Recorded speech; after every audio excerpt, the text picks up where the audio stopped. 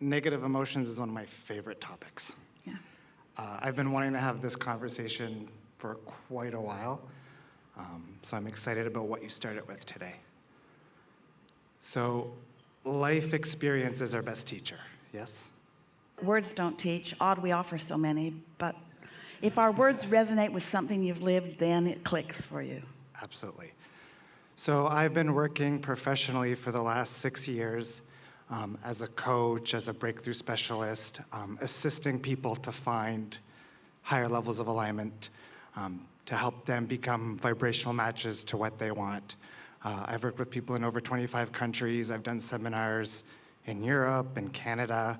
I've personally manifested, a 7-figure amount of money, a dream relationship. I've had a lot of success and seen a lot of success in my clients. And I would say the key to the work that I do and my approach to all of this is to look at what somebody has present in their vibration, in their attraction point, that's preventing their cork from floating, because those are the things that are preventing those high and consistent levels of alignment. So you're identifying the resistance through the evidence that is manifested. Absolutely. That's exactly what I do. And yeah. how are you able to highlight them without advancing them? Well, physical reality doesn't lie. Physical reality is always showing us what we have going on. Well, we agree with you. It's easy to find the culprit. What we're asking you is, how are you causing the culprit to fade into nothingness? We look at the emotions that present themselves in those circumstances. More discovery of the culprit. Yeah, and then we shift the perspectives behind those emotions. So we identify the reason that people are holding on to these emotions and shifting them out of them. And in my experience, most people are carrying negative emotions that they don't realize that they're carrying. So for sure. And so helping them understand that they are there really is the first step. Absolutely. But Absolutely.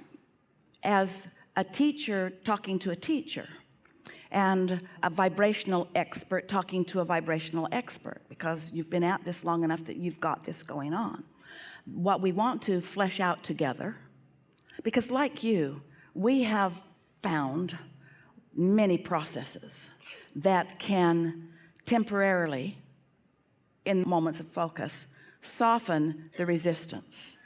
And we've noticed that the more often that resistance is softened, then the more of what is desired is allowed.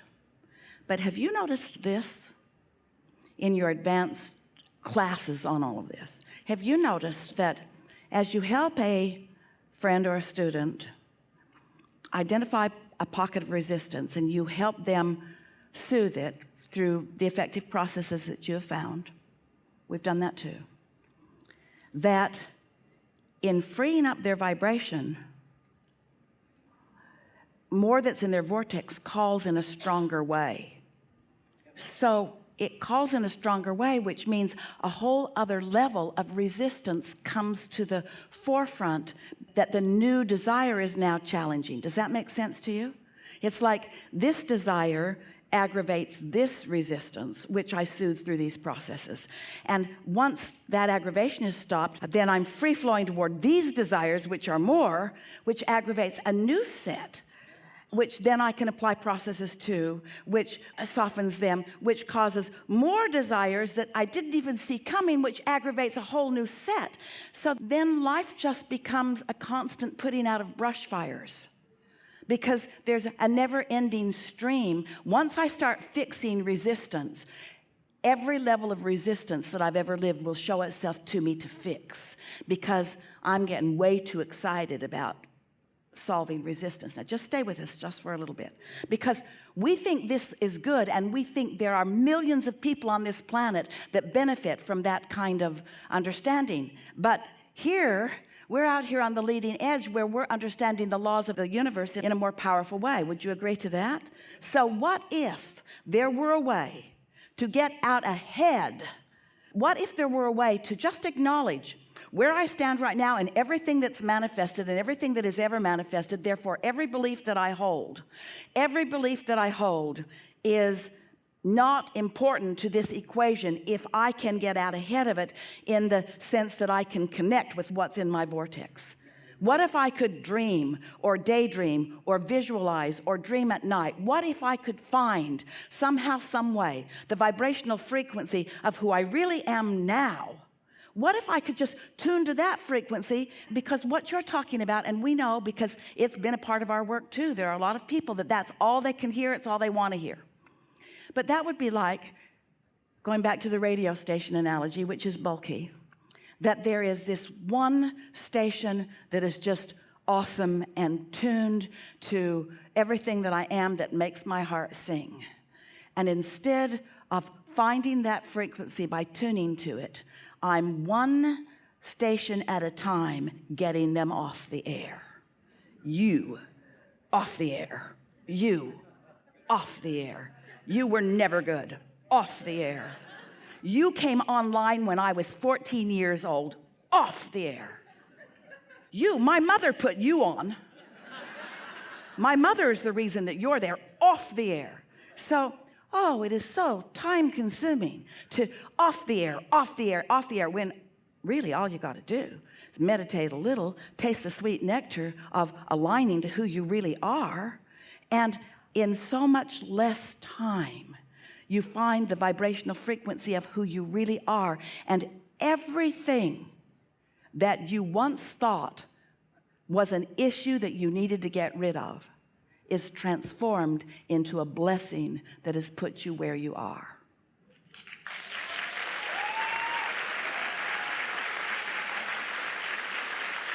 Now, we know for sure you're doing some of that.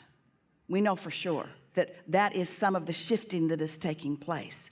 But when you decide to make it your emphasis, because you can show people how to have better life experiences here and there and here and there and here and there, or you can show them how to be who they really are. It's nice to feel a little better. It's ever so much nicer to really know who you are. So we're talking about getting out ahead of it. That's going to be a theme of what we talk about maybe forevermore with our human dear hearts. Getting out ahead of it. And by that we mean getting out ahead of it where your vibrational reality is, getting out ahead of it where your inner being already is, getting out ahead of it in that next vehicle and that next vehicle and that next vehicle where the true thrills are. When you hit yourself over the head with a hammer for a while, it feels really good when you stop. And then you say, that was great success. What did you do? Well, I had this process, and they helped me to understand that hammer hurts when I hit my head with it. And they showed me how big the hammer is. They showed me how long the hammer's been there. They even showed me the dents in my head that the hammer's been making. And then they tied my hands. They made me afraid of all hammers. They gave me hammer phobia. I swear to God, I'll never pick up another hammer as long as I live. And we say, there's a better way than trying to rid yourself of resistance, because, the art of allowing is the path of least resistance. And the path of least resistance, as you hear this is going to be so important. The path of least resistance is the path of most energy flowing. The path of least resistance is the path that your inner being has already flowed along and defined and holding wide open for you. The path of least resistance is the path that your inner being is calling you toward. The path of least resistance. The path of least resistance isn't saying the path of no resistance. It's not saying you got to get rid of all of that stuff, because every time you try to get rid of that stuff, it just squirts out in another way and another way and another way and another way. But the path of least resistance puts it in the true framework. The path of least resistance says to you, negative stuff is okay, it's good too. The path of least resistance says contrast matters to this creative environment in which we are all a part. The path of least resistance gives permission to the resistance to be part of the mix, you see, and gives you the clarity to navigate in the chaos that is possible into the clarity that is what you really own, who you really are. That's our favorite conversation ever.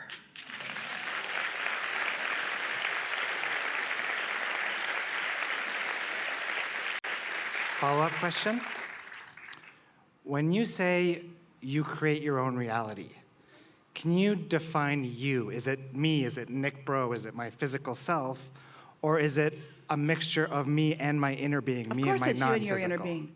We would never talk only to you. You are a scanty part of the whole.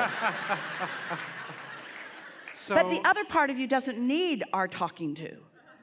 The other part of you's got that. So we are kind of talking to you about it because you're the bugaboo in the mix.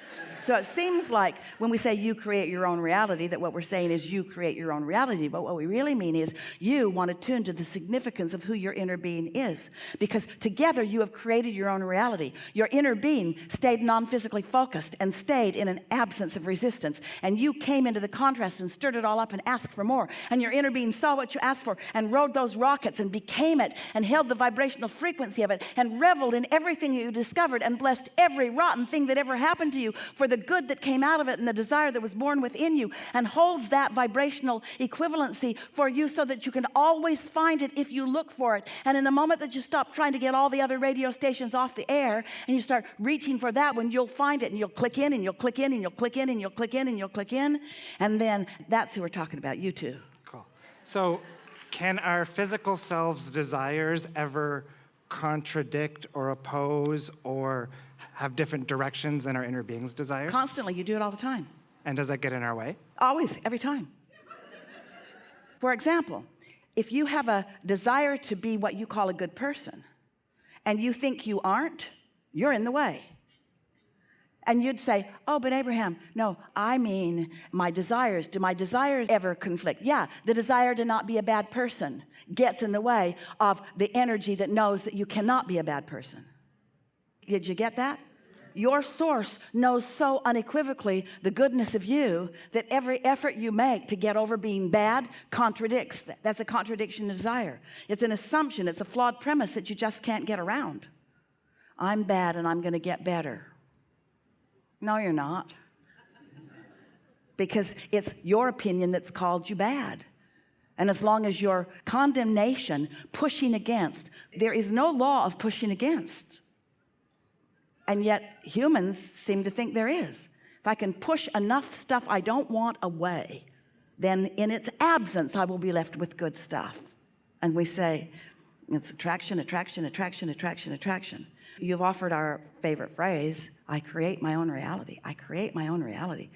I, source energy, who is eternally focused, who has specific to my attention right now, presented itself in physical form in the apparatus that is me and focused me into a time and space with variety that inspires me and me. And the inspiration happens constantly and my emotions show it to me. Thrills show me that my inner being is seeing it too. Strong pain shows me that my inner being is seeing it too.